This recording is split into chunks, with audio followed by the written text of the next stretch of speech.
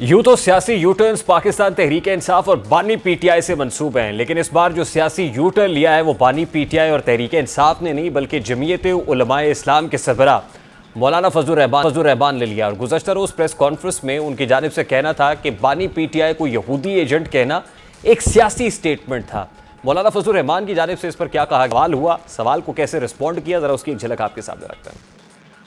के खात्मे की बात करता हूँ और मैं मुकम्मल आलमी सतह पर सूदी निज़ाम के अंदर जा रहा हूँ, उनकी मईशत के उसूलों के मुताबिक चलूंगा, ये इससे मेरा इख्तलाफ हो। अब इस इख्तलाफ का उन्वान अगर ये है कि यहूदी एजेंट, तो इसको गाली क्यों कहा गया? उसको संजीदगी से लेना चाहिए था, मुझसे पूछना चाहिए था कि आप ये बात क्यों कह रहे हैं कि मेरा एजेंडा नहीं है, या ये कि ये मेरा एजेंडा है और आपके मुफाद के लिए है। कुछ तो करना पड़ेगा ना जी। तो ये चीजें जो है इनको सियासी तौर पर हम ले रहे हैं। अगर ये लोग 12 साल पहले भी आते तब भी मेरा यही एटीट्यूड होता, और अगर आज आए हैं तब भी मेरा वही।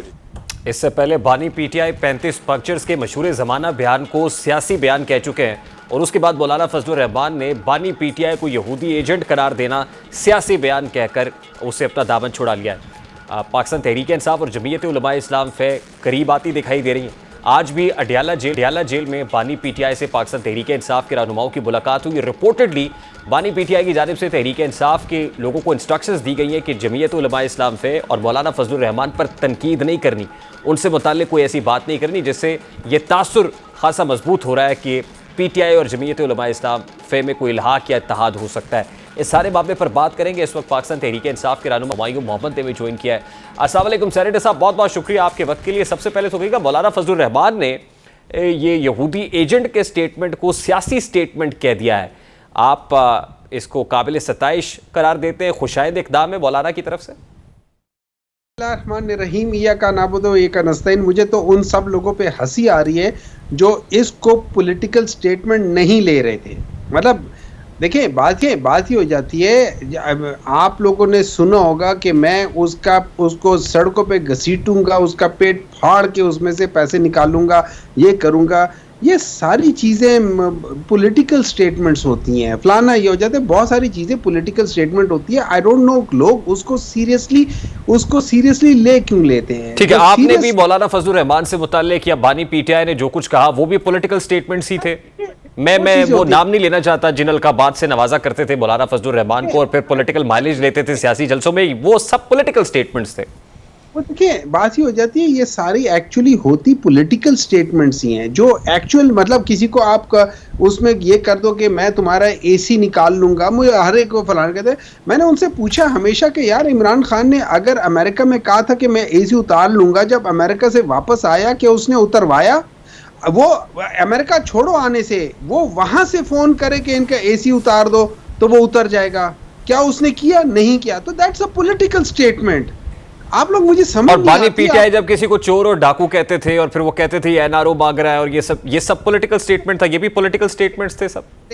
मैं आपको बताता हूँ, वो पॉलिटिकल स्टेटमेंट है। वो पॉलिटिकल स्टेटमेंट है कि मैं कहता हूँ कि जी फलाना आदमी चोर है, फलाना आदमी ये फलाना है। वो अपनी जगह पे एक पॉलिटिकल स्टेटमेंट है, लेकिन उस पॉलिटिकल स्टेटमेंट के पीछे आज के दिन में आप देखो एक रियलिटी है। रियलिटी की है, चाहे वो विकी लीक्स है, चाहे वो पनामा लीक्स है, चाहे वो पेंडोरा लीक्स है, चाहे वो ये दुबई लीक्स है।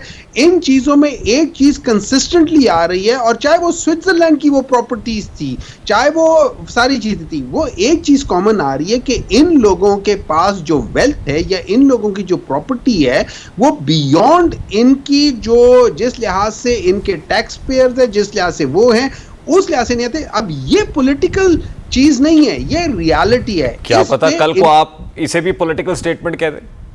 देखिए, इसमें इस स्टेटमेंट में कोई वो नहीं है।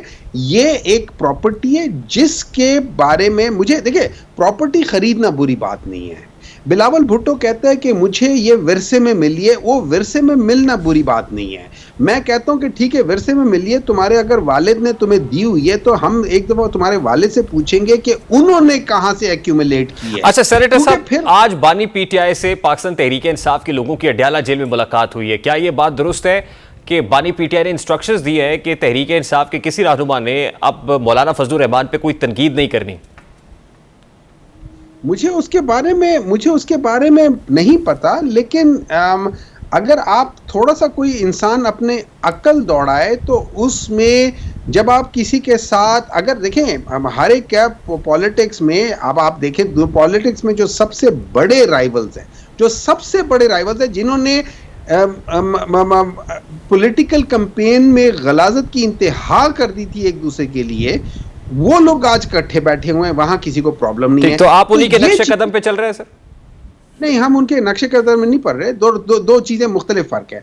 हमारी जो वो है वो अलायंस नहीं है, हम कोई पॉलिटिकल अलायंस नहीं कर रहे, हम एक इशू के ऊपर इकट्ठे आए हुए हैं। देखिए हम लोग बेशक मैं और आप 10 चीजों के ऊपर हमारे मुख्तलिफ राय होगी, लेकिन जो कॉमननेस है वो 1 या 2 पॉइंट के ऊपर कॉमननेस होगी। तो हम उन 2 पॉइंट के ऊपर कॉमननेस के ऊपर हम इकट्ठे आके उसके ऊपर बात करेंगे। बाकी हमारा इख्तिलाफ होगा, हमारा JUI के साथ बहुत बड़ा नजरियाती डिफरेंस है, लेकिन जो पॉइंट है कि वो है कि पाकिस्तान में इलेक्शन फ्री, फेयर और ट्रांसपेरेंट होने चाहिए। और जिन लोगों ने इस दफा फॉर्म 47 के तहत ब्लेटेंटली किया है, हम इस दफा की बात कर रहे हैं उस कोर्स को करेक्ट होना चाहिए। उसमें अगर एस्टैब्लिशमेंट का हाथ है या उसमें इलेक्शन कमीशन का हाथ है या उसमें किसी और चीज का हाथ है, इन चीजों। ठीक है, बहुत बहुत शुक्रिया।